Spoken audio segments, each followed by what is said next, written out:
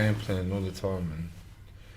Like my corner, we have that. My corner, my people know me. You know what I mean. So we don't really make a game plan. We just try to stick to, like from the start of training. We just try to stick to something like, so pressure or something like that. We don't make a game plan because they'll probably make a game plan and I'll go out there and fucking do the total opposite. No, but I think honestly, BamBam, that's like more higher order thinking. What you're talking about, that's still a game plan. It's probably higher order because what you're saying is, I'm going to go and pressure, but for you to pressure, you have to be able to do A, B, C, and D. And you have that thing innately in you, and they're able to recognize it, as opposed to saying, you're going to throw 3 kicks and an overhand right, and you're going to... And that's taken away from what you do. So I think you guys are doing a brilliant job. Yeah. Like, thank you. I do honestly think that, because like, to say to you to be someone different is... That's a shit plan. You know, it might look great on paper. We had a game plan for my first fight.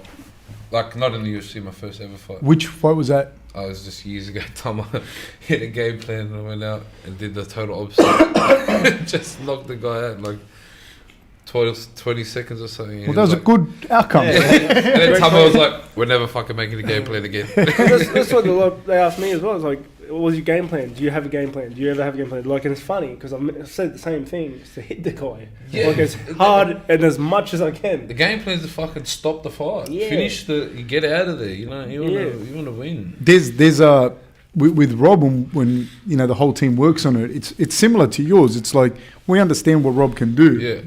And that's the overall strategy, to be able to implement that. And then tactically, we want to break that down into, say, for example, in a real easy way, he wants to put the guys back to the cage and fucking tee off on him. You know, so how are we going to implement that strategy? And that's why fighters need people around them. Well, I do.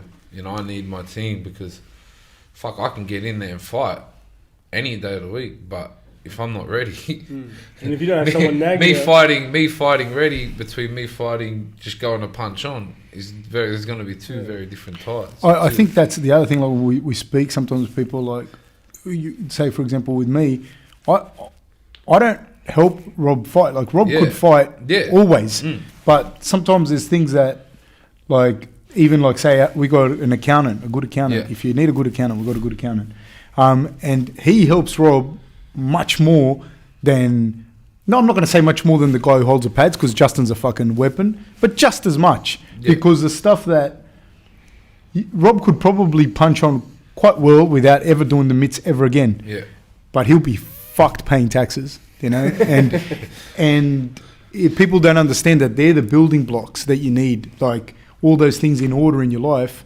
because fighting, you guys can do it. That's easy.